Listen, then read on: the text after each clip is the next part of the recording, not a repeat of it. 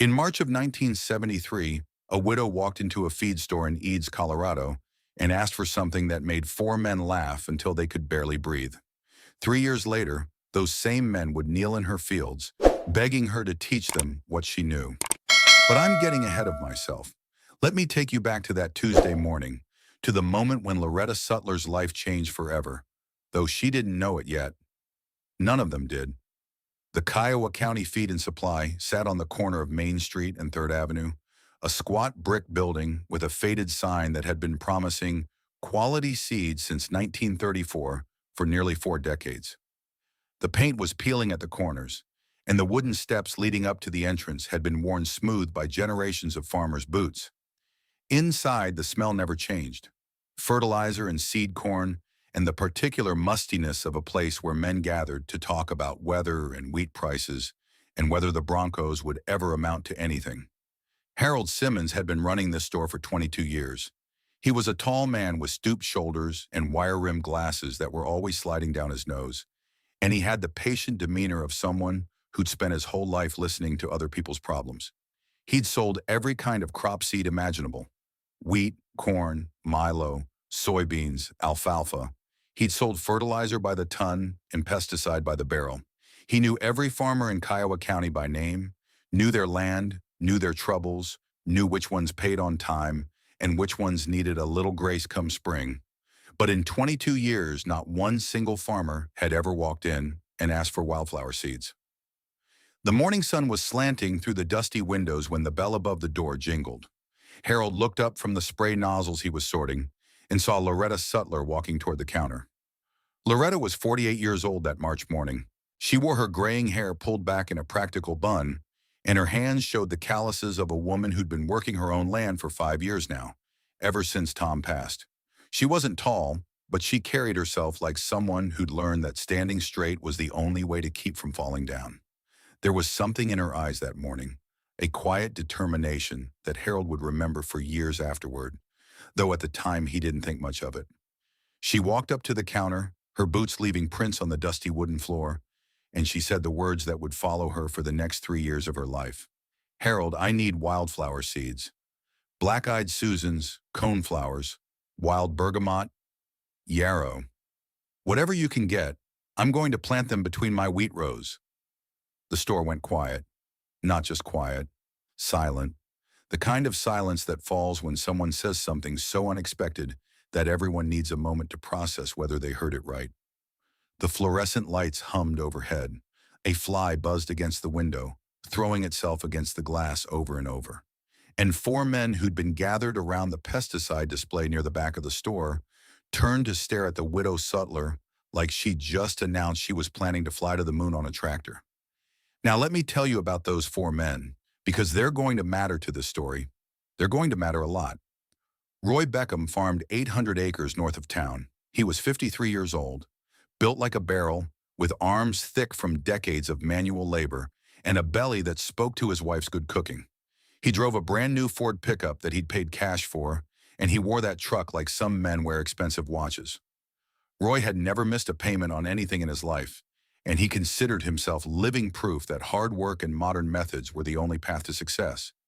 He had opinions about everything, and he shared them whether you asked or not. Vernon Drucker was the president of the Kiowa County Farm Bureau and had been for the past 12 years. He was 61, well-fed, with the confident posture of a man who'd never doubted himself about anything. Vernon owned the most profitable operation in the county, over 2,000 acres spread across the best farmland in the region, and he made sure everyone knew it. He wore pressed shirts even to the feed store and spoke in the measured tones of someone who expected to be obeyed. Eddie Kowalski was 35, eager and anxious in equal measure. He'd just bought a $3,500 spray rig for his operation, the most expensive piece of equipment he'd ever owned, and he was looking for any excuse to talk about it. Eddie wanted desperately to be taken seriously by the older farmers, to be seen as one of them, and he laughed at their jokes whether he found them funny or not. And Billy Odell was 24 years old, barely 6 months into running his father's place after the old man's heart gave out during harvest. Billy was quiet, watchful, with the hollow look of someone who was still trying to figure out who he was supposed to be now that the person who defined him was gone. He had his father's thin frame and his mother's dark eyes, and he stood slightly apart from the other men, not quite belonging to their circle. They'd all come in for the same thing that morning. Pesticide. The aphids had been bad last year, worse than anyone could remember. The county extension agent, a young man named Dr. Nathan Garvey, fresh out of Colorado State, was predicting an even worse infestation in the coming season. Something about the weather patterns, he'd said, something about the warm winter and the early spring. Every serious farmer in Kiowa County was stocking up on malathion 7 parathion, whatever it took to keep the bugs from eating their profits.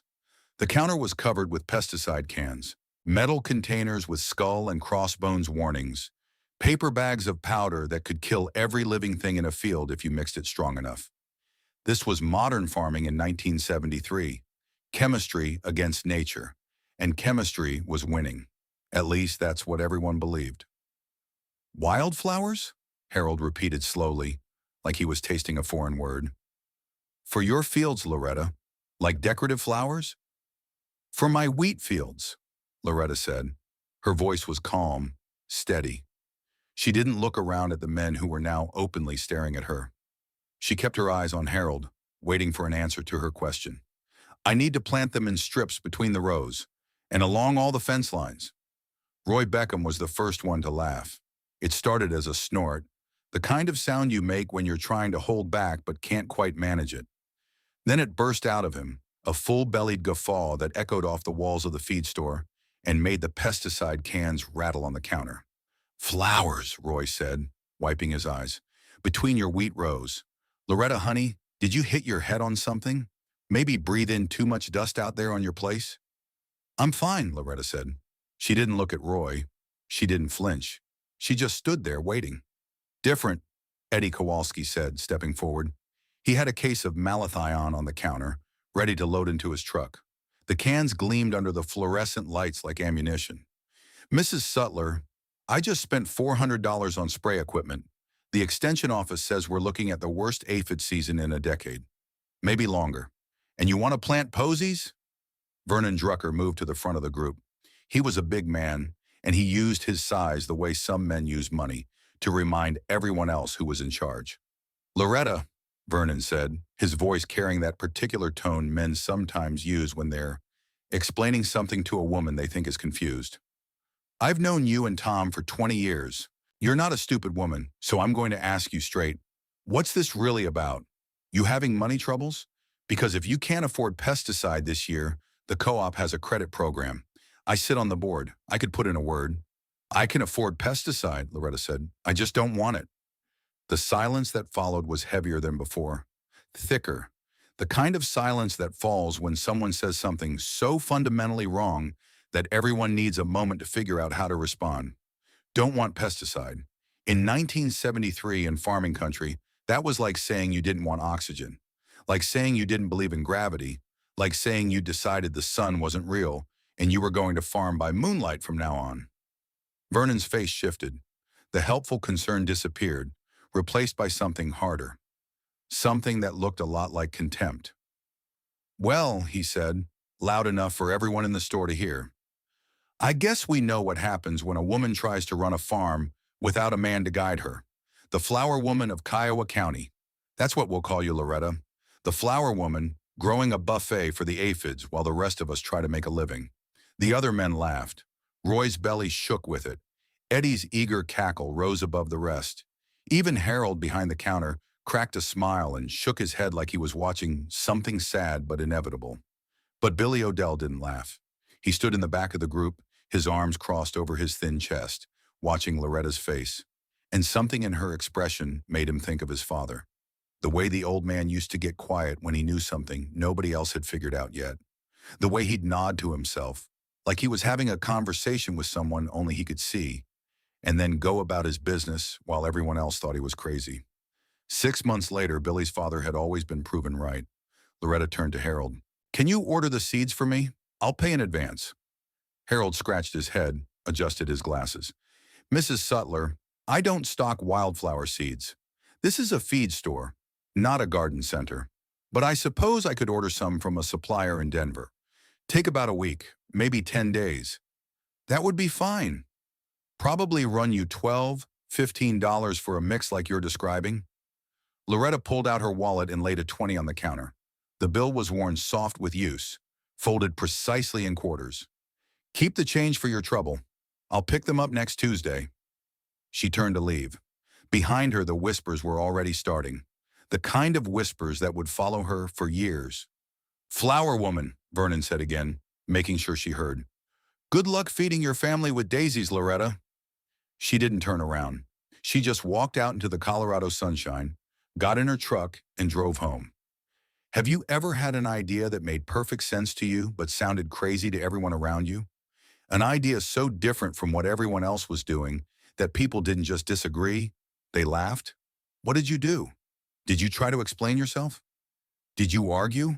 Or did you just do what Loretta Sutler did? Buy your seeds and walk away with your head held high, trusting that time would prove you right? The name stuck. Within a week, everyone in Eads knew about Loretta Sutler and her wildflower experiment. The story spread like fire through dry grass, passed from person to person, growing wilder with each telling. By the time it reached the far corners of Kiowa County, people were saying Loretta had lost her mind entirely, that she was planning to convert her whole operation to flower farming, that she'd been seen talking to ladybugs like they were people. Within a month, it had become a running joke. At the coffee shop on Main Street, where farmers gathered every morning to complain about the weather. At the co-op, where they picked up supplies and dropped off gossip. At the Methodist church after Sunday services, where even the minister made a joke about the loaves and the fishes and the flowers. At the grain elevator during harvest talk, where men leaned against their trucks and shook their heads at the foolishness of it all. Hey, Loretta, how's your flower garden? Seen any butterflies out there, Mrs. Sutler? My wife wants to know if she can come pick a bouquet for the kitchen table. You should enter the county fair. Bet you'd win a ribbon for prettiest wheat field in Colorado. Loretta didn't respond to the jokes. She didn't defend herself. She didn't try to explain. She just went about her business, buying seeds, preparing her fields, doing the work she'd been doing since Tom died and left her alone with 520 acres and a mountain of uncertainty. But the hardest blow didn't come from the neighbors or the men at the feed store. It didn't come from the whispers at church or the jokes at the coffee shop. It came from her own daughter. Celia Sutler was 19 years old in 1973, a sophomore at the University of Colorado in Boulder. She was studying biology, making good grades, building a life for herself away from the small town where everyone knew everyone else's business. She'd worked hard to escape Eads, to become someone other than just a farmer's daughter from the middle of nowhere. And she'd worked even harder to make sure no one at college knew she came from a place where the nearest movie theater was 40 miles away, and the biggest excitement all year was the county fair. The phone rang on a Thursday evening, 3 weeks after the incident at the feed store. Loretta was in the kitchen, washing the dinner dishes by hand the way she'd done every night for 30 years. The sound of the phone cut through the quiet house like a knife. Mom. Celia's voice was tight, controlled, the way it got when she was trying not to cry. I just got off the phone with Dorothy Lundgren's daughter. She's a senior here.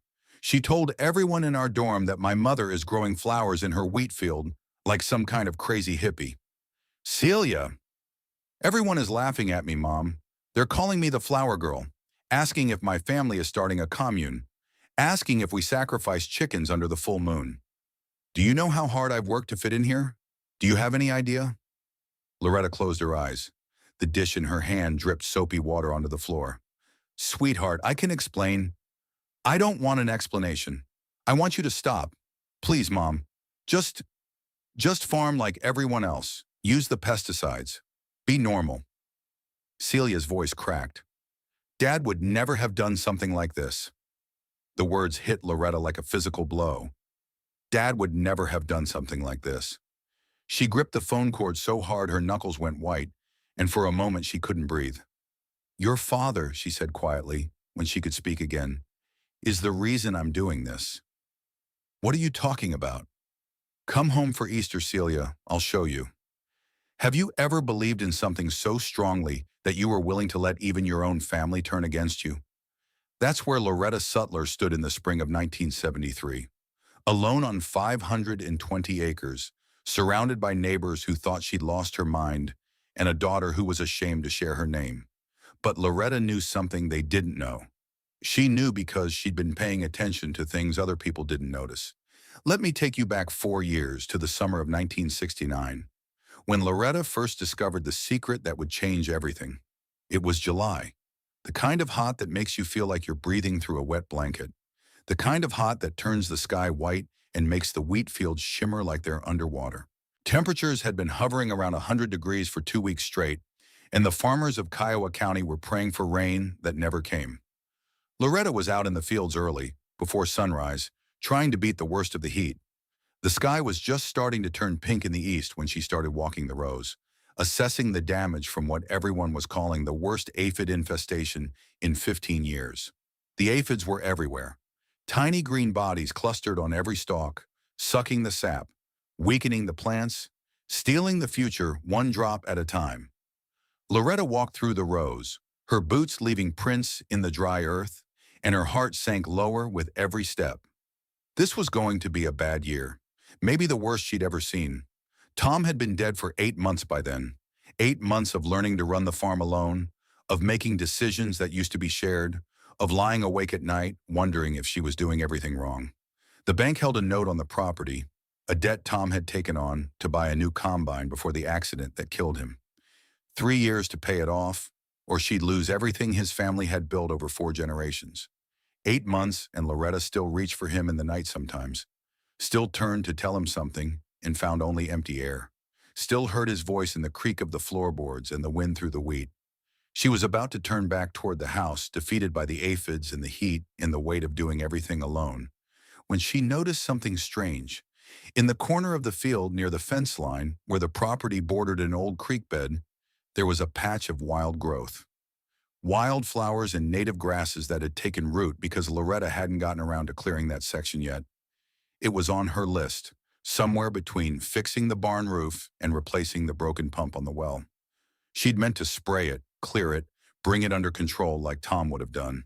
But the wheat near those wildflowers looked different. Loretta stopped, squinted against the rising sun, walked closer, her boots crunching through the dry stubble. The wheat in the middle of the field was yellow and stunted, every stalk covered with aphids. But the wheat near the fence line, near those scraggly wildflowers that she'd been meaning to kill, was green, healthy, almost untouched. How was that possible? She knelt down in the dirt, right there at the edge of the wild patch, and looked closer at the healthy wheat. That's when she saw them. Ladybugs. Hundreds of them. Maybe thousands. Tiny red shells with black spots, crawling over the wheat stalks like a miniature army on patrol. They moved from plant to plant, methodical, purposeful, like they knew exactly what they were doing. And they were eating the aphids. Loretta watched, barely breathing, as a single ladybug landed on an aphid-covered stalk. It moved slowly, deliberately, its tiny legs gripping the wheat. And then, snap. It ate an aphid, just opened its little jaws and swallowed it whole. Then another, then another. In the space of a minute, that single ladybug had consumed a dozen aphids. She sat back on her heels, her mind racing. Why were the ladybugs here, near the wildflowers, and not in the rest of the field? What were the wildflowers giving them that the wheat couldn't? And what would happen if she stopped spraying and let the ladybugs do their work? The questions tumbled through her mind, each one leading to another, until she felt dizzy with possibility. For the first time in 8 months, she felt something other than grief and exhaustion. She felt curious. That night, after the worst of the heat had passed and the sun had gone down in a blaze of orange and pink, Loretta drove to the county library in Eads. The Kiowa County Public Library was a small building, just 2 rooms really, sandwiched between the hardware store and the insurance office on Main Street. The shelves were dusty, the collection was modest, and the fluorescent lights flickered in a way that made your eyes tired after an hour. But Mrs. Dorothy Lundgren had been the librarian there for 30 years, and she could find anything if you gave her enough time. Mrs. Lundgren was a small woman with silver hair and reading glasses that hung on a chain around her neck. She'd known Loretta since she was a girl, had watched her grow up and get married and have a child of her own. She'd been at Tom's funeral, had brought a casserole to the house afterward, had squeezed Loretta's hand and said, "Call me if you need anything," in a voice that meant it. "I need books on insects," Loretta told her, "especially the ones that eat other insects." Mrs. Lundgren raised an eyebrow but didn't ask questions. She disappeared into the stacks, her sensible shoes clicking on the linoleum floor, and came back 20 minutes later with 3 books and a promise. "I can order more from the state system in Denver," she said, sliding the books across the counter. "Takes a few weeks, but they've got just about everything. What are you looking for exactly?" Loretta thought about it. "I'm looking for a different way to farm," she said finally.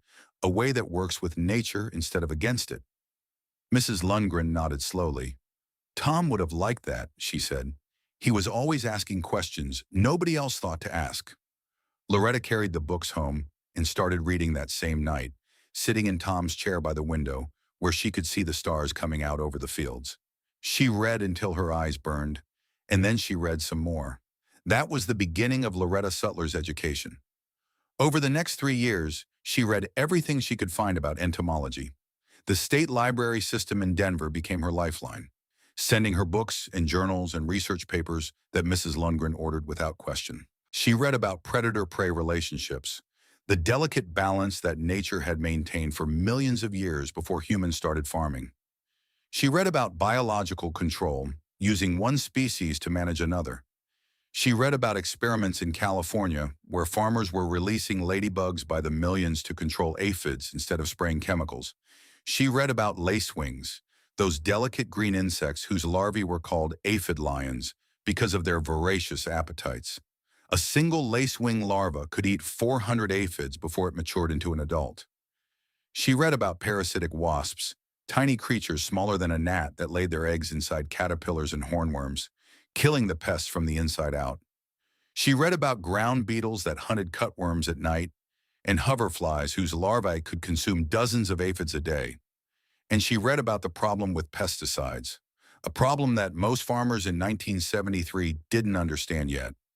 A problem that would take another 20 years to become common knowledge. A problem that Tom Sutler had sensed somehow in his bones. Let me tell you about that problem, because it's the key to understanding everything that happened in Kiowa County.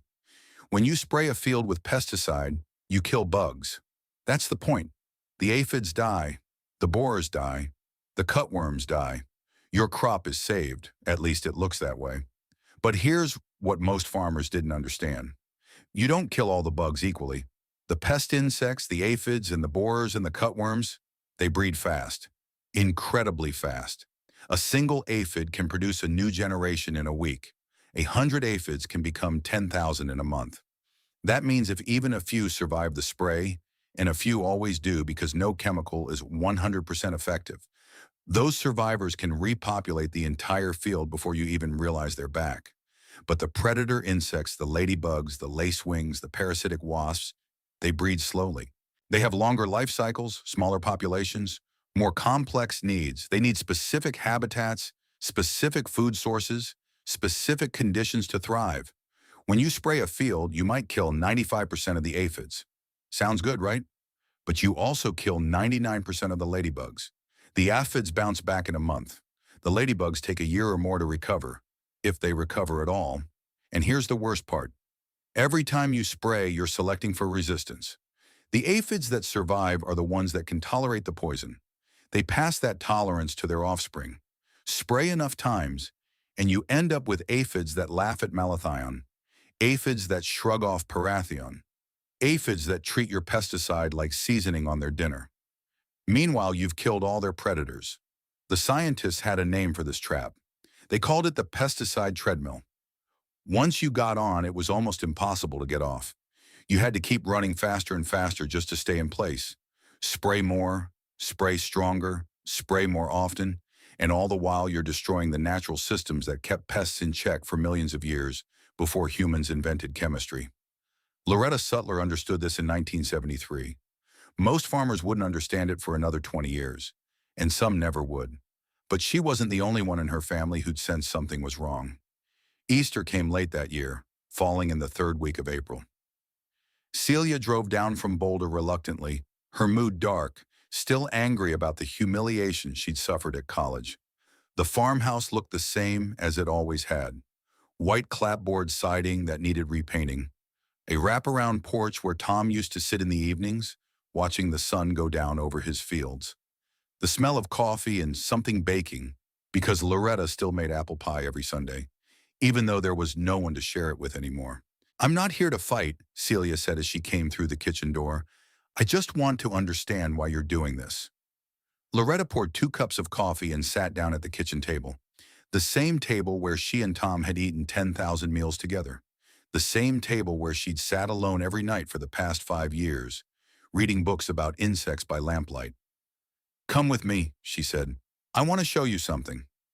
She led Celia upstairs to the bedroom she'd shared with Tom for over 20 years, to the closet where she kept his things, the clothes she couldn't bear to give away, the boots that still smelled like him somehow, the box of papers and photographs that documented 47 years of a life cut short. At the bottom of the box was a leather-bound journal. "Your father kept this," Loretta said, handing it to Celia.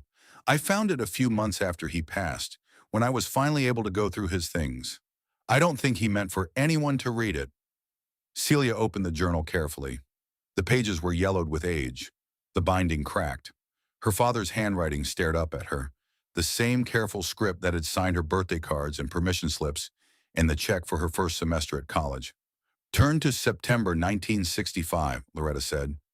Celia found the page. Her father's words written 8 years before his death. "Sprayed twice this year. Had to. Aphids worse than ever. But it seems like the more I spray, the worse they get the next year. Like I'm making them stronger somehow. Can't explain it. Just a feeling. There has to be a better way. Something we're missing. Something we've forgotten how to see." Celia looked up at her mother. "Keep reading," Loretta said. The entries continued over the next 3 years. Tom writing about his observations, his doubts, his growing conviction that something was fundamentally wrong with the way they were farming. He wrote about noticing that the corners of his fields, near the wild edges, always seemed healthier than the middle. He wrote about finding a dead owl on the property, probably poisoned by eating mice that had eaten poisoned grain. The last entry was dated October 1967, a year before the accident that killed him. "I don't have the answers. I don't even have the right questions yet. But I know this much. We're fighting a war we can't win. Every year we spray more, and every year the bugs come back stronger. There has to be another way. I just wish I had time to find it." Celia closed the journal. When she looked up, her eyes were wet. "He was asking the question," she said softly, "and you're trying to find the answer." Loretta nodded. "I've spent 4 years reading every book I could find, on insects, on predators and prey, on the way nature kept things in balance before we started poisoning everything. And I think I finally understand what your father sensed but couldn't prove." She told Celia about the ladybugs, about the lacewings and the parasitic wasps, about the pesticide treadmill and the coming crisis of resistance, about her plan to create habitat strips through her fields, corridors of biodiversity that would give the beneficial insects a place to live and breed and spread. Celia listened without interrupting. When Loretta finished, she was quiet for a long moment. "It still sounds crazy," she finally said. "I know. Everyone is still going to laugh at you. I know. But Dad would have understood." Loretta reached across the table and took her daughter's hand. "That's all I needed to hear." Celia went back to Boulder the next day. She didn't suddenly become her mother's biggest supporter. She didn't start defending Loretta to her classmates or wearing the flower woman label with pride. But she stopped calling to complain, and for now that was enough. Sometimes the people closest to us are the last ones to believe in us. Sometimes we have to choose between being understood and being true to ourselves. Have you ever had to make that choice? What did you do? Spring turned to summer. The Colorado sun beat down on the fields, and the wheat grew tall and green, and Loretta planted her wildflower seeds exactly as she'd planned. She planted strips along every fence line, around every field edge, and in bands through the middle of her largest sections. Black-eyed Susans and coneflowers, wild bergamot and yarrow, exactly as she'd told Harold Simmons at the feed store. She'd calculated the distances based on what she'd read about how far different beneficial insects could travel from their habitat to hunt in the crop. Most could cover about 200 feet effectively, so Loretta made sure no part of her wheat field was more than 200 feet from a flower strip. From the road, her fields looked chaotic, ribbons of color interrupting the orderly rows of wheat. To her neighbors, it looked like laziness or insanity or both. Loretta's letting her place go wild, they said at the coffee shop. That land's going to be nothing but weeds in 5 years, they said at the grain elevator. Shame about the Sutler farm. Tom must be spinning in his grave. But there was one person who didn't laugh. One person who watched Loretta's fields with something other than mockery in his eyes. Billy Odell was 24 years old, running his dead father's 300 acres, and he was barely keeping his head above water. His father had left him land, but also debt, equipment that needed repairs he couldn't afford, a reputation to live up to that felt more like a weight around his neck than an inheritance. He drove past Loretta's place every day on his way to town, and every day he found himself slowing down, looking at those strange flower strips, wondering what she knew that everyone else didn't. One evening in late May, Billy pulled his truck over to the side of the road and just sat there, the engine idling, watching the sunset turn Loretta's wildflowers into ribbons of gold and purple against the green wheat. His father had been a quiet man, a thoughtful man, the kind of man who observed more than he spoke, who noticed things that other people missed. Billy remembered something his father had told him once, not long before the heart attack that killed him. The crazy ones, his father had said, are usually just the ones who see something everyone else missed. If you want to know the truth about something, find the person everyone's laughing at and ask them what they know. Billy sat there in his truck for a long time, watching Loretta's wildflowers sway in the evening breeze. He didn't know it yet, but this moment would save his life. The first year was a wash. Loretta knew it would be. She'd done her research. The wildflowers she'd planted in spring of 1973 wouldn't bloom until midsummer, and even then, it would take time for the beneficial insects to find them, to establish populations, to build up the numbers needed to make a real difference. She sprayed once that year, in early June, before her flower strips had time to mature. A single application of malathion, light enough to knock back the worst of the aphid pressure, but hopefully not strong enough to kill all the ladybugs she was trying to attract. Her yields were average, not great, not terrible, about the same as everyone else in the county. Vernon Drucker mentioned it at the Farm Bureau meeting that fall, his voice carrying that satisfied tone of a man who's been proven right. "See," he said to the assembled farmers, "even the flower woman has to spray. All those pretty flowers didn't stop the aphids, did they? What's the point of growing a garden if you're just going to poison it anyway?" The men laughed. Loretta sat in the back row, taking notes on her ladybug populations, and said nothing. But something was happening in Kiowa County that fall, something that had nothing to do with flowers or insects, something that would make the mockery of the feed store look like kindness.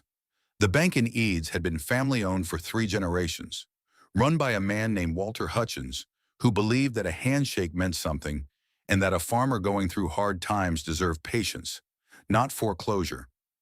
But Walter Hutchins had a heart attack in August, and his son sold the bank to a regional chain out of Denver before the old man was cold in the ground.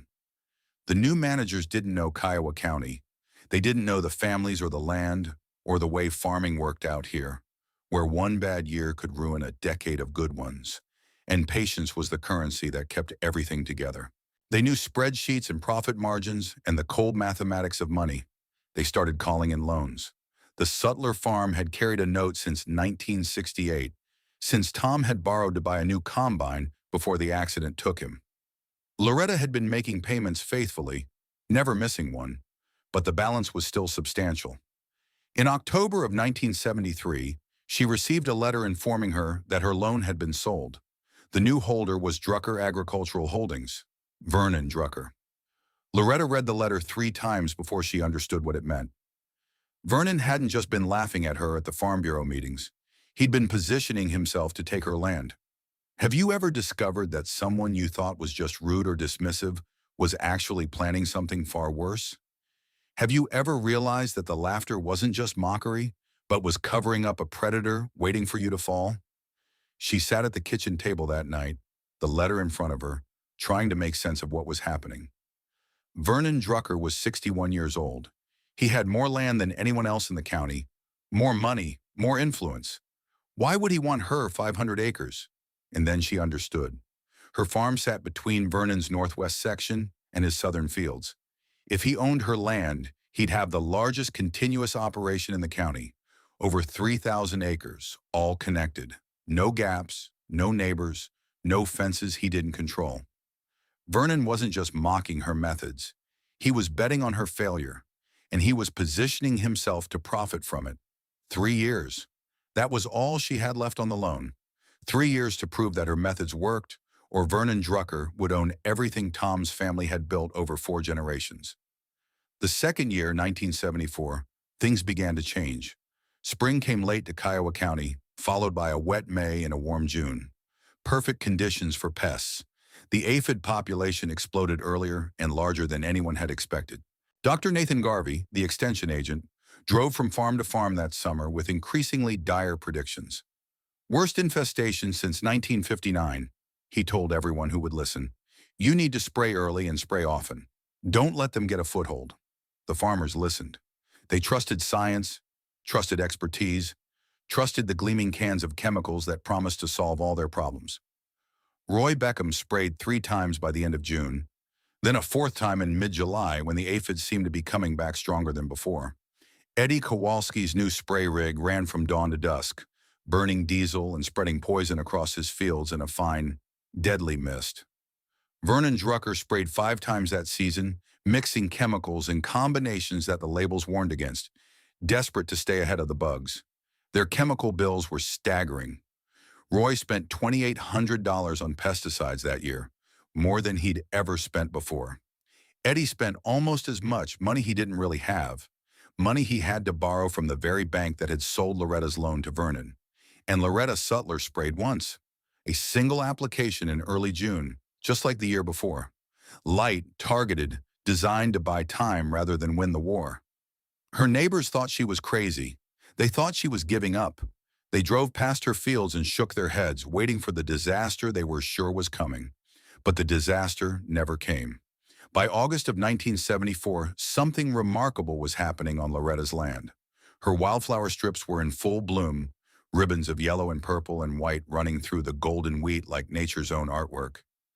And the beneficial insects had come. Every morning before dawn, while the air was still cool and the dew was still on the grass, Loretta walked her fields. Not to spray, but to observe, to count, to witness the tiny army that was building in her flower strips. Ladybugs everywhere, on every stalk, every leaf. Red shells with black spots moving from plant to plant like miniature soldiers on patrol. Lacewing larvae crawling through the wheat. Ugly little creatures that looked like tiny alligators, voracious predators that could consume dozens of aphids a day. Parasitic wasps so small they were almost invisible, laying their eggs in the bodies of aphid after aphid, creating the next generation of defenders. Hoverflies dancing above the bergamot flowers, their larvae hunting through the fields below. And the aphids. They were there. Loretta never pretended otherwise. You could find them if you looked. Clusters here and there on the lower leaves, small populations scattered through the fields. But they weren't spreading. They weren't exploding. Something was holding them in check.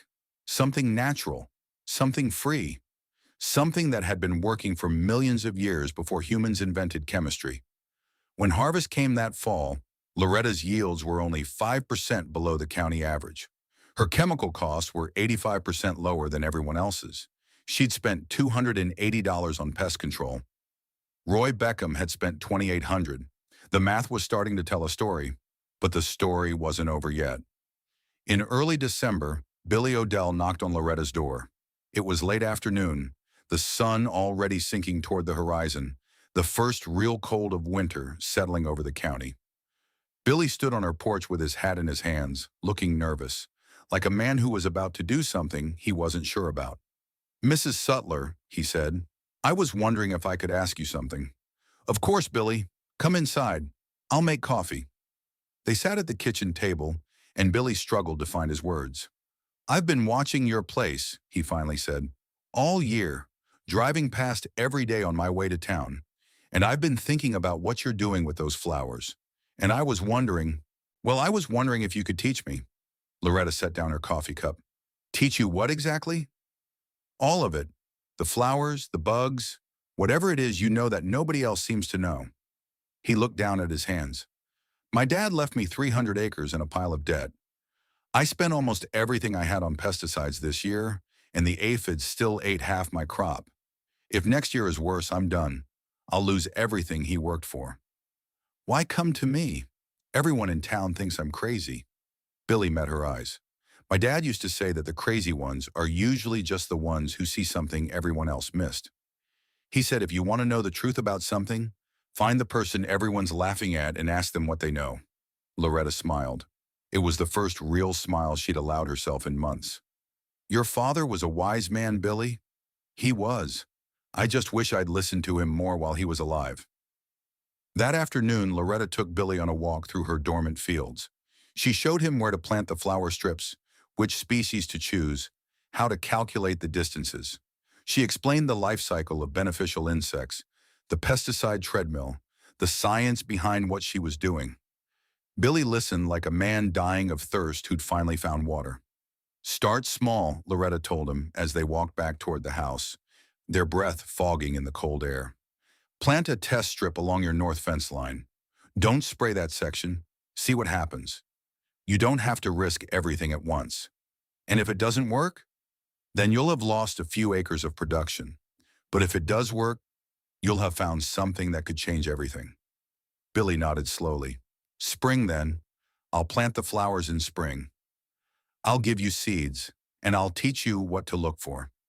He drove away as the sun was setting, his tail lights disappearing down the gravel road.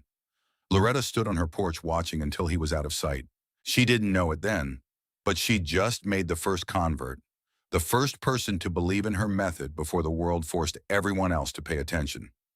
Billy Odell planted his flower strip in the spring of 1975, and when the crisis came, his fields would survive alongside hers. 2 farms out of dozens, 2 islands of green in a sea of devastation. But I'm getting ahead of myself. On a cold November evening, just as the last light was fading from the sky and the temperature was dropping toward freezing, a black Lincoln Continental pulled up the long driveway to Loretta's farmhouse. She was in the kitchen, heating soup on the stove, when she heard the knock. She knew who it was before she opened the door. Nobody else in Kiowa County drove a Lincoln. Vernon Drucker stood on her porch in a wool overcoat that probably cost more than her entire wardrobe. He held a leather briefcase in one hand and a smile on his face that didn't reach his eyes. "Evening, Loretta. Mind if I come in? We need to talk about your financial situation." She let him in because she didn't have a choice. He held her loan now. He could make her life very difficult if she refused. They sat at the kitchen table, the same table where she'd shown Celia her father's journal, where she'd eaten 10,000 meals with Tom, where she sat alone every night reading about insects and dreaming of a different way to farm. Vernon opened his briefcase and spread papers across the table. Loan documents, payment schedules, property assessments. "Here's the situation," he said, his voice smooth and reasonable. "You've got 18 months left on this note. Payments are current, I'll give you that. But you're barely breaking even on your operation. One bad year, one drought, or one flood, and you're done. We both know it." Loretta said nothing. She waited. "I'm here to make you an offer," Vernon continued. "I'll forgive the rest of the loan. Write it off entirely. And I'll pay you fair market value for the land on top of that. You'll walk away with enough to buy a nice little house in town, maybe take a trip somewhere warm, enjoy your retirement. No more working yourself to death on a farm that's going to fail anyway. And if I say no," Vernon's smile didn't waver, "then I'll collect every payment on time, down to the penny. And if you miss one, if you're so much as a day late, I'll foreclose. I've got a legal team that's very good at these things, Loretta. Very efficient." Loretta looked at the papers spread across her table, at the neat columns of numbers that represented her life's work, her husband's legacy, 4 generations of sutlers working this land. "You didn't come here to help me," she said quietly. "You came because you want my land. It connects your northwest section to your southern fields. With my 500 acres, you'd have the largest continuous operation in the county. Something flickered in Vernon's eyes. Surprise, maybe, that she'd figured out his game. "It's a fair offer," he said. "No." Loretta stood up and walked to the door. "It's not, and I'm not selling. Now please leave my house." Vernon gathered his papers slowly, deliberately, taking his time. At the door, he turned back. 18 months, he said. "That's all you've got, and I'll be watching every single day." He walked out into the November dark, and Loretta closed the door behind him. That night, after Vernon's taillights disappeared down the driveway, Loretta sat at the kitchen table until well past midnight. The loan documents Vernon had left behind were spread across the table, alongside her own records, her seed costs, her yield numbers, all the careful calculations she'd been making for 4 years. 18 months. That's all she had. 18 months to prove that wildflowers could do what pesticides couldn't, or she would lose everything. The fire in the wood stove burned down to embers. The coffee grew cold in her cup. Outside, the November wind rattled the windows, carrying the first real cold of winter. Loretta pulled out a sheet of paper and began to write.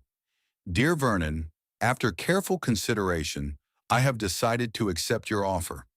Her hand trembled as she wrote the words. This was surrender.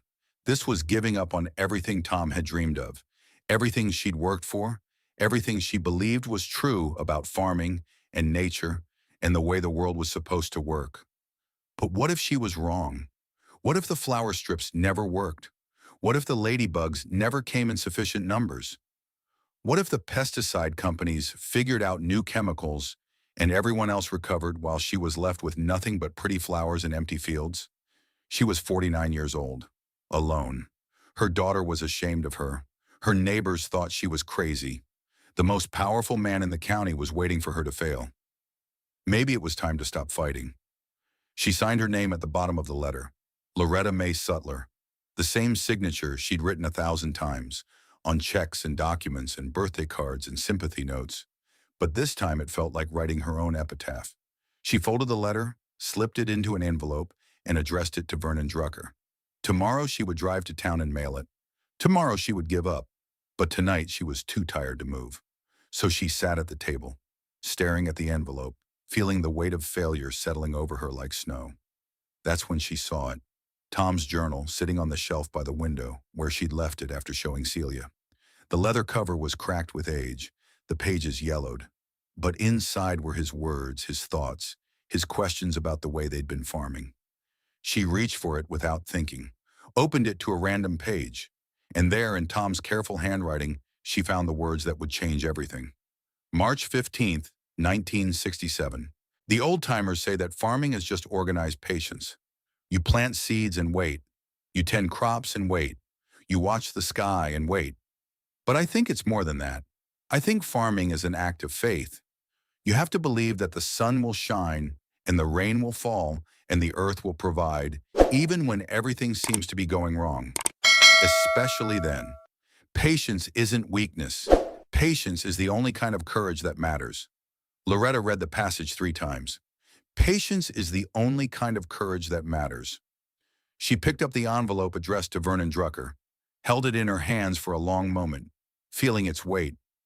Then she tore it in half, and in half again, and let the pieces fall to the floor like the dead leaves of a season that was finally ending. She didn't know if her flower strips would work. She didn't know if the ladybugs would come. She didn't know if she could survive another 18 months of mockery and debt and Vernon Drucker waiting for her to fail. But she knew one thing with absolute certainty. Tom wouldn't have given up, and neither would she. Have you ever written a letter of surrender? Have you ever come within inches of giving up on something you believed in? And if you have, what pulled you back from the edge? What gave you the courage to tear up that letter and keep going? Sometimes the hardest battles aren't fought against enemies. They're fought against the voice in our own heads that whispers, give up, give up, give up. Loretta Sutler won that battle on a cold November night in 1974 with nothing but her husband's journal and the memory of a man who believed that patience was the only kind of courage that matters. The next morning, she burned the torn envelope in the wood stove and watched the smoke rise up the chimney. Then she went out to check on her flower strips, dormant now under the first frost, but full of promise for the spring to come. Winter settled over Kiowa County. The fields went white, then brown, then white again. The farmers gathered at the feed store and the coffee shop, talking about the spring ahead, making plans, ordering pesticides. In February, Billy Odell came by with news. He'd planted his flower strip along the north fence, just like Loretta had told him. A full acre, black-eyed Susans and coneflowers, dormant now under the snow but ready to bloom when spring came. "People are starting to talk," Billy said, sitting at Loretta's kitchen table with a cup of coffee warming his hands. "They're calling me the flower boy now. Said I caught whatever crazy you have." Loretta smiled. "Welcome to the club." "I don't care," Billy said. "I watch my father spray more every year and get worse results every year. He died still fighting a war he couldn't win. I'd rather try something different, even if everyone laughs." "They won't laugh forever," Loretta said. "One day they'll understand." She didn't know how soon that day would come. The summer of 1975 started hot and stayed hot. By mid-May, temperatures were hitting 90 degrees. By June, they were pushing 100. The sky turned white with heat, and the wind came off the plains like breath from an oven. The farmers joked about it at first, the way people joke about things they can't control. "Hot enough for you? Gonna be a scorcher this year. Haven't seen a summer like this since '54. But they weren't laughing for long. The aphids came in June, earlier than usual, more numerous than anyone had seen in a generation. They seemed to appear overnight, clouds of tiny green bodies descending on the wheat fields of Kiowa County like a biblical plague. The farmers sprayed. Roy Beckham was out before dawn on June 15th, his spray rig rumbling through his fields, laying down malathion in a fine, deadly mist. He hit every acre, didn't miss a spot, used twice the recommended concentration because he wasn't taking any chances. The aphids were back in 3 days. He sprayed again, stronger this time. Parathion, the heavy artillery of the pesticide world. The stuff that came with warnings about wearing gloves and masks and not letting it touch your skin. The aphids came back in 2 days. Eddie Kowalski's spray rig ran 18 hours a day for a week straight. He went through his entire supply of chemicals, drove to Denver for more, and went through that supply too. His fields were soaked with poison, the soil saturated, the air thick with the smell of chemistry. His wife begged him to stop, to rest, to eat something. He just kept spraying. The aphids didn't care. They kept coming. They kept multiplying. They kept eating. By mid-June, Dr. Nathan Garvey called an emergency meeting at the Farm Bureau Hall. Every farmer in Kiowa County showed up. The room was packed, standing room only, 48 men and women who'd spent their lives working the land and had never seen anything like what was happening in their fields. Doctor.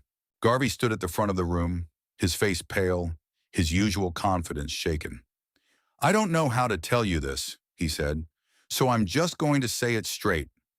The aphids have developed resistance, multiple resistance to multiple chemicals. The malathion isn't working. The parathion isn't working. The combinations aren't working. I've consulted with the university. I've called the chemical companies. There's nothing in our current arsenal that can stop what's happening." The room erupted. "What do you mean, nothing? I just spent $3,000 on spray. My fields are dying. What am I supposed to do? There has to be something. You're the expert. Tell us what to do." Dr. Garvey raised his hands for quiet. It took a long moment. "I wish I had better news. The chemical companies are working on new formulations, but nothing will be ready this season. Maybe next year. Maybe the year after." "Next year?" Roy Beckham's voice cracked. "My wheat will be dead by next week. My whole operation will be dead. What am I supposed to do until next year?" Nobody had an answer. Loretta Sutler sat in the back of the room, quiet, watching. She'd known this was coming. She'd read about it in her books, in the scientific journals that Mrs. Lundgren kept ordering for her from libraries across the country. The pesticide treadmill, the inevitable endpoint of chemical warfare against nature. She'd known, and nobody had believed her. Now they were about to learn the hard way. If you've been following Loretta's journey this far, you're probably wondering what happens next. Does her method work? Do the ladybugs come? Does she save her farm from Vernon Drucker? Before we continue, I want to ask you to subscribe to this channel. We share stories of ordinary people who saw something others missed, who had the courage to be different, who waited for the world to catch up. Now let me tell you what happened when the pesticide treadmill finally broke down completely. The meeting broke up without resolution. The farmers went home to their dying fields, to their useless spray rigs, to the mathematical certainty of disaster. The next 3 weeks were the worst Kiowa County had ever seen. By late June, half the wheat in the county was showing severe aphid damage, stunted growth, yellowing leaves, empty heads where grain should have been forming. The fields that had been green and promising in May were turning brown and brittle in June. By mid-July, entire fields were dead. Thousands of acres of wheat that would never make it to harvest. The stalks stood in the fields like monuments to failure, brown and dry, rustling in the hot wind that blew in from the west. The farmers kept spraying, not because they believed it would work anymore, but because they didn't know what else to do. Because giving up felt worse than failing. Because stopping meant admitting that everything they thought they knew about farming was wrong. Eddie Kowalski's spray rig finally broke down in the third week of July. Some critical component, a pump or a seal, gave out under the strain of constant use. Eddie couldn't afford to fix it. He couldn't afford to do anything. He stood in the middle of his devastated field, surrounded by dead wheat and living aphids, and he cried, sobbed like a child, his shoulders heaving, his face buried in his hands. Because his father's farm and his father's father's farm was dying around him, and there was nothing he could do to stop it. Roy Beckham didn't cry. He just got quiet. He'd been loud his whole life, confident, sure of himself and his methods. Now he drove his truck down the gravel roads of Kiowa County and stared at the destruction and said nothing at all. His wife worried about him. His sons worried about him. But Roy just kept driving, looking at the dying fields, his face as empty as the wheat heads that should have been full of grain.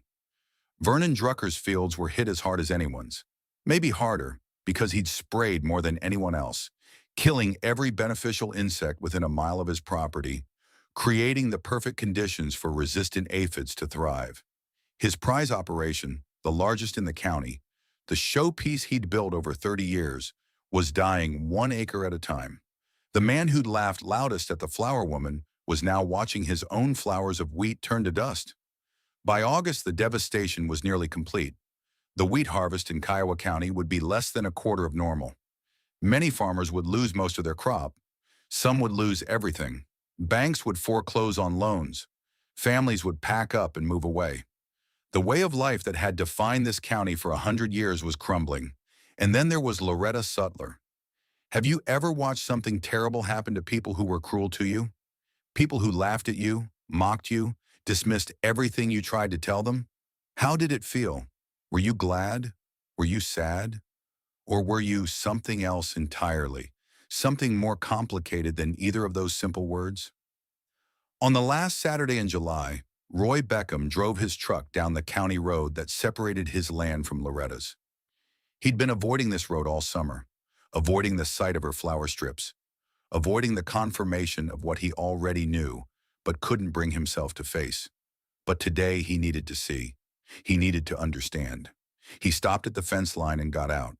On his side of the fence, his wheat was dying, brown and stunted, barely knee-high when it should have been waist-high. The aphids had sucked the life out of every plant. Even from 10 feet away, he could see them. Millions of tiny green bodies covering every stalk, every leaf, every head of grain. A green tide of destruction. His spray rig was parked at the edge of the field, useless now. He'd used up his entire season's supply of chemicals in 6 weeks, and it hadn't made a damn bit of difference. On Loretta's side of the fence, the wheat was golden, not just healthy, thriving. The stalks stood tall and straight, heavy heads bowed with grain. The leaves were green where they should be green, and golden where they should be golden. And running through the field like ribbons on a present, Roy could see the flower strips. Bands of yellow black-eyed Susans, purple coneflowers, white yarrow, and the delicate lavender of wild bergamot. Roy stood at that fence for a long time. The hot wind blew dust across the road, carrying the smell of his dying crop on one side and something else from the other side. something that smelled like life. Slowly, almost reluctantly, he climbed through the fence, something farmers didn't normally do without permission. But he needed to know. He needed to understand. He walked into Loretta's field and knelt down next to a wheat stalk. There were aphids on it, a few here and there, small clusters on the lower leaves. But something was different. Something was holding them in check. That's when he saw it. A ladybug, crawling up the stalk toward the aphid cluster, moving with purpose. He watched as it reached the aphids and began to eat, methodically, efficiently, one after another.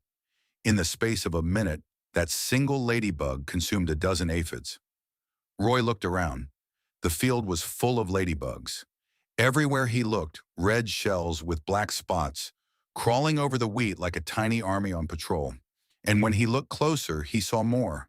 Tiny orange larvae on the leaves, creatures he'd never noticed before in all his years of farming. Lacewing larvae, ugly little predators eating aphids even faster than the ladybugs. Green lacewing adults hovering over the flower strips, their transparent wings catching the summer light.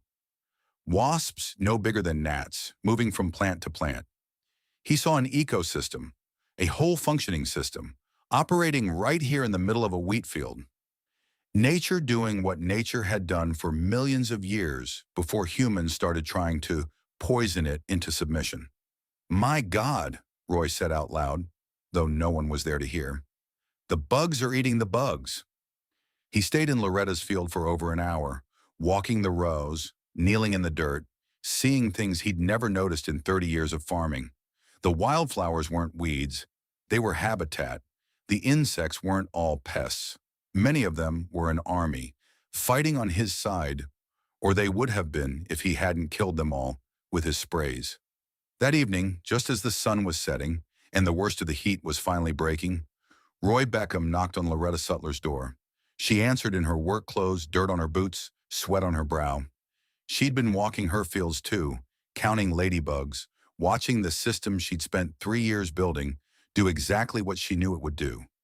Roy, she said, no surprise in her voice, like she'd been waiting for this moment for a long time. I walked through your field today, Roy said. Without asking, I apologize for that. No need. I saw the ladybugs, the lacewings, all those predators. He struggled with the word. It wasn't part of his vocabulary, not when talking about insects. Loretta nodded, waited. I need you to teach me, Roy said. His voice cracked. I need you to teach me everything. They sat on Loretta's porch as the darkness gathered and the fireflies came out over the fields. She made iced tea, and Roy held his glass with both hands like it was the only solid thing in a world that had turned to quicksand. Loretta talked about the pesticide treadmill, about how every spray killed more predators than pests, about how resistance built up until the chemicals became useless. Roy listened like a man hearing his own eulogy, recognizing all the mistakes he'd made. Why didn't you tell us, he asked finally. Back at the beginning, why didn't you explain what you were doing? Loretta looked at him for a long moment. Roy, I walked into that feed store 3 years ago and asked for wildflower seeds. Before I could explain anything, you were already laughing. All of you were. You'd made up your minds before I said 10 words. Roy looked down at his hands. They were shaking. I'm sorry, he said, for the laughing, for calling you the flower woman, for all of it. I know you are, and I forgive you. Just like that? Just like that. Because you're my neighbor, Roy. Because your father helped my father rebuild our barn after the tornado in '59. Because that's how it's supposed to work out here. We help each other, even when we've been fools. Roy went home that night with a head full of ideas and a heart full of something he hadn't felt in months. Hope. But there was one more conversation that needed to happen. One more reckoning that couldn't be avoided. The next week, Roy called a meeting at the Farm Bureau. Every farmer in the county was invited. And unlike the emergency meeting in June, where everyone had been searching for answers, this time Roy told them where to find one. I know we've all been through hell, he said to the assembled crowd. I know some of us are going to lose everything. I know I've been a damn fool about a lot of things. But I also know someone who saw this coming 3 years ago. Someone who tried to tell us, and we laughed. And I think it's time we stopped laughing and started listening. He stepped aside and Loretta Sutler walked to the front of the room. 48 farmers watched her. Men and women who'd mocked her, avoided her, called her crazy behind her back, and sometimes to her face. Men and women whose livelihoods were crumbling around them, who'd tried everything they knew and failed. Loretta looked at them, at the fear in their eyes, at the desperation, and she felt not triumph, not satisfaction, not even vindication. She felt compassion because they were her neighbors, and their suffering was real, even if they'd brought some of it on themselves. "I'm not here to say I told you so," she began. "I'm here because my fields are alive, and yours are dying, and I think you deserve to know why." She explained it all: the wildflowers, the beneficial insects, the pesticide treadmill, the system she'd spent 3 years building while they laughed. She passed around photos of her fields, jars containing live ladybugs, live lacewings, samples of parasitized aphids. She showed them the future of farming, a future they hadn't believed in until this very moment. And then Billy Odell stood up. Everyone turned to look at the young man, the quiet one, the one who never spoke at meetings. "I need to say something," Billy said. "Mrs. Sutler taught me her methods last year. I planted flower strips on my north section, just a test, like she suggested. Everyone laughed at me too, called me the flower boy." He paused, swallowing hard. "My north section is still alive. Every other field I've got is dying, but the section with the flowers, it's going to make it." The room went silent. Billy Odell's farm was small, easy to overlook. Nobody had paid much attention to what he was doing, but now they understood. 2 farms out of dozens, 2 islands of green in a sea of death. And then Vernon Drucker stood up. Everyone watched him. The president of the Farm Bureau, the most successful farmer in the county, or at least he had been before the summer. The man who'd led the mockery of Loretta Sutler for 3 years. The man who held the note on her farm. "Loretta," Vernon said. His voice was different now. The confidence was gone. The smoothness had cracked. "I owe you an apology." The room held its breath. "I laughed at you. I called you names. I told everyone you were crazy." He paused, looking down at his hands. "And I did something worse. I bought your loan from the bank.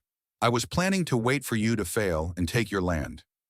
Murmurs ran through the crowd. "I thought I was being smart," Vernon continued. "I thought I knew better than some widow with her flowers and her bugs. I thought—" He stopped, shook his head. "It doesn't matter what I thought. I was wrong. About everything." He reached into his jacket and pulled out a piece of paper. Even from across the room, Loretta recognized it. The loan document, the chain around her neck that she'd been dragging for 5 years. Vernon walked forward until he was standing right in front of her. "You have every right to hate me," he said, "and I won't ask for your forgiveness. But I want you to know that whatever happens next, this debt is gone." He tore the paper in half, then in quarters, then let the pieces fall to the floor. The room erupted, not in anger this time, in something like wonder. Loretta looked at the man who'd tried to destroy her, the man who'd spent 3 years waiting for her to fail, the man who could have taken everything from her if the summer had gone just a little differently. "Vernon," she said quietly, "why would I hate you? You're my neighbor.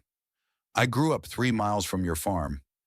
Your mother taught me how to make pie crust when I was 12 years old. Your father helped my father clear the back 40 when I was just a girl." She bent down and picked up the torn pieces of paper, then pressed them into Vernon's hands. "Keep these. Throw them away if you want, but remember what they mean. Remember that we're all in this together, even when we forget it, even when we act like fools, even when we try to tear each other down instead of building each other up." Vernon Drucker, the most powerful man in Kiowa County, the man who'd never bent his knee to anyone, stood in front of Loretta Sutler, with tears running down his face. "How?" he asked. "How can you forgive me after what I tried to do?" Loretta smiled. "Tom used to say that holding on to anger is like drinking poison and expecting the other person to die. I've got better things to do with my time than hate you, Vernon. I've got flowers to plant and neighbors to teach. And so do you." Let me pause here, because this moment matters. This is the heart of the story, the thing that makes Loretta Sutler more than just a woman who was right when everyone else was wrong. She chose forgiveness. She chose community. She chose to remember that the man who tried to take her farm was also the son of people who'd helped her family survive hard times. Would you have made the same choice? Could you have? The recovery didn't happen overnight. It couldn't. The beneficial insect populations that Loretta had spent 3 years building couldn't be conjured out of thin air for everyone else. But it began. In the weeks that followed, Loretta drove to every farm in Kiowa County. She walked their fields in the early morning and the late evening when the heat wasn't so brutal. She identified their pest problems and assessed their potential for beneficial populations. She helped them find sources for wildflower seeds. She told them which flowers to plant and where to plant them. She did it all for free. Never asked for a dollar. Never reminded anyone of the 3 years of mockery. Never brought up the torn loan document or Vernon's attempt to take her land. Your father helped my father rebuild our fence after the flood of '62, she told Eddie Kowalski when he asked why she was helping him. That's how it works around here. We take care of each other. Some people said she was a saint. Others said she was crazy in a different way. Too forgiving, too generous, too quick to help people who didn't deserve it.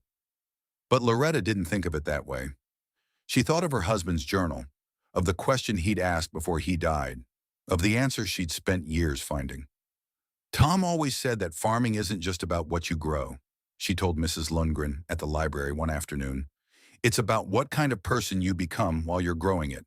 He said the land shapes you, if you let it, makes you patient, makes you humble, teaches you that you can't control everything and you shouldn't try. And what has the land taught you? Mrs. Lundgren asked. Loretta smiled. That the bugs that eat other bugs need flowers, and that the people who laugh at you sometimes need your help most of all. Billy Odell became Loretta's right hand in those difficult months. He was young enough to work long hours and humble enough to admit what he didn't know. He drove to farms across the county, explaining the methods he'd learned, showing them the results in his own fields. It's not magic, he told anyone who would listen. It's just paying attention. It's just trusting that nature knows what it's doing, even when we think we know better.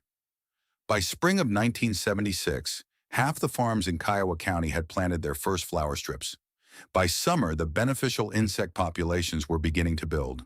By fall, the improvement was visible to anyone who looked. Not perfect, not overnight, but better.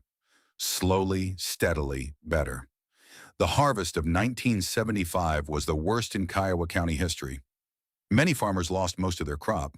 Some lost everything. But the harvest of 1976 was better, and 1977 was better still. By 1978, Kiowa County had become something of an agricultural curiosity. Researchers from Colorado State University started showing up, asking questions, taking soil samples, counting insects. Agricultural journalists wrote articles about the flower farmers of Kiowa County and the woman who'd started it all. Dr. Ruth Whitfield came in the spring of 1978. She was a professor of entomology at Colorado State, a serious woman with gray hair and sharp eyes and a reputation for not suffering fools. She'd read about Loretta in an agricultural magazine and decided to see for herself. She spent a week on Loretta's farm, counting ladybugs, measuring aphid populations, documenting the flower strips and the habitat corridors and the intricate system that Loretta had built through nothing but observation and library books and the stubborn refusal to believe what everyone else believed. On her last evening, they sat on Loretta's porch, watching the sun go down over fields that had been healthy now for 5 years running. "Do you know what you've done here?" Dr. Whitfield asked. Loretta shrugged. "Grown some wheat, planted some flowers."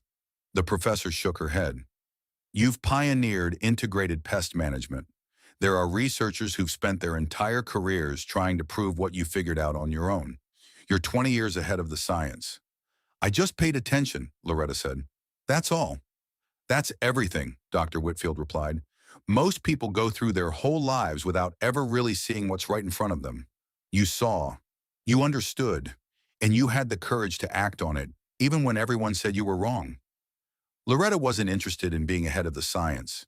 She was interested in growing wheat and keeping her farm solvent, and maybe, if there was time, sitting on her porch in the evening and watching the fireflies come out over her fields.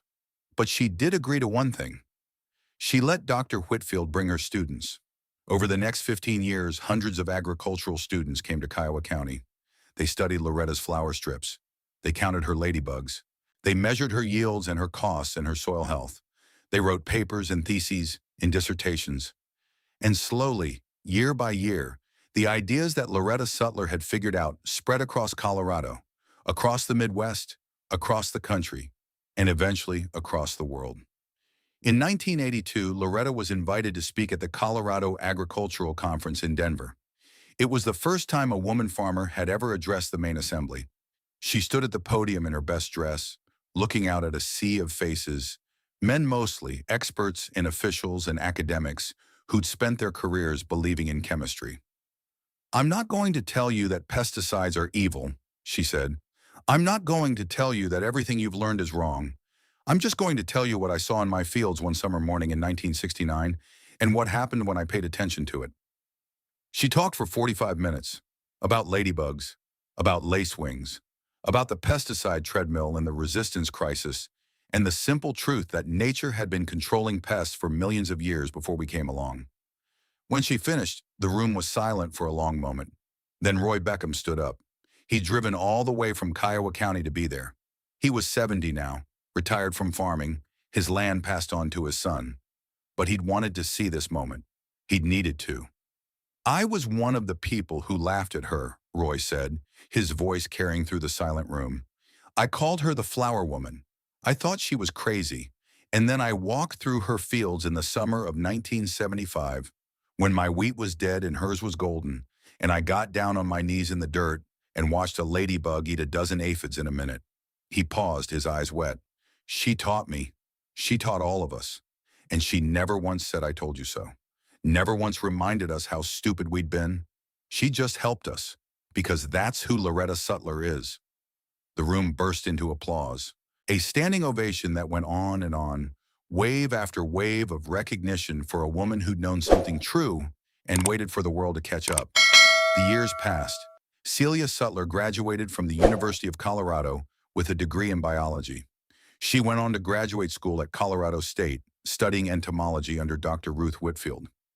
She wrote her dissertation on the flower strips of Kiowa County, documenting what her mother had built, providing the scientific framework for knowledge that Loretta had gathered through nothing but observation and stubbornness.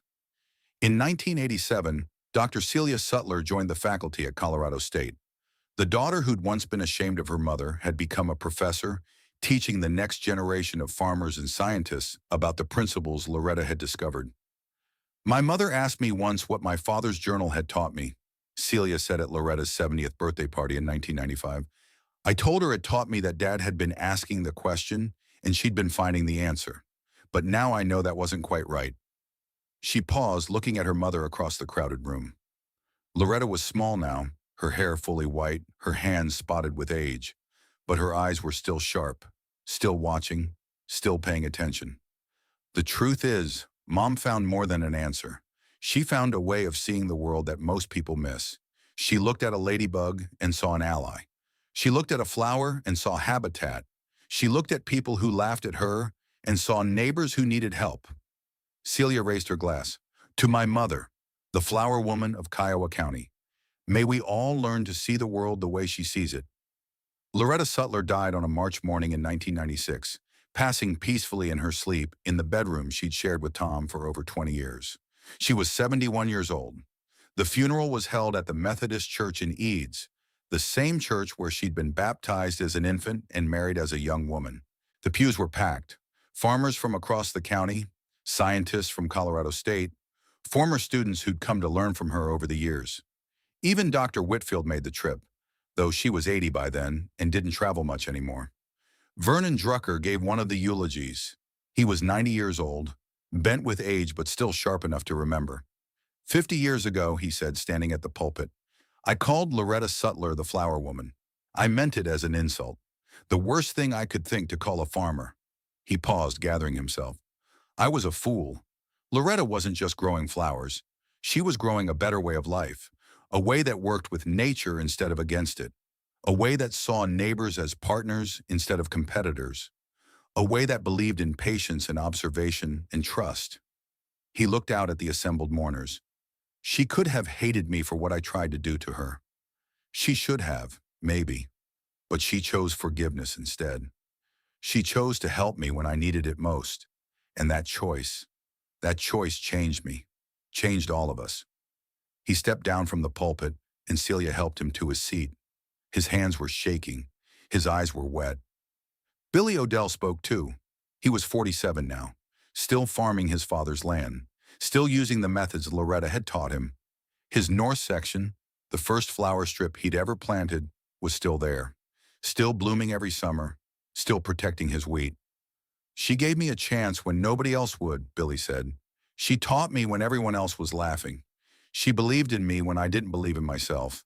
And because of her, I got to keep my father's farm. I got to pass it on to my own son. He looked toward the casket at the front of the church. Thank you, Mrs. Sutler, for everything. Loretta was buried in the Eads Cemetery next to Tom, under a simple headstone that read, Loretta May Sutler, 1925 to 1996. She planted flowers and grew a harvest of neighbors. There's no statue of Loretta Sutler in Eads, Colorado. No memorial plaque at the feed store where they laughed at her.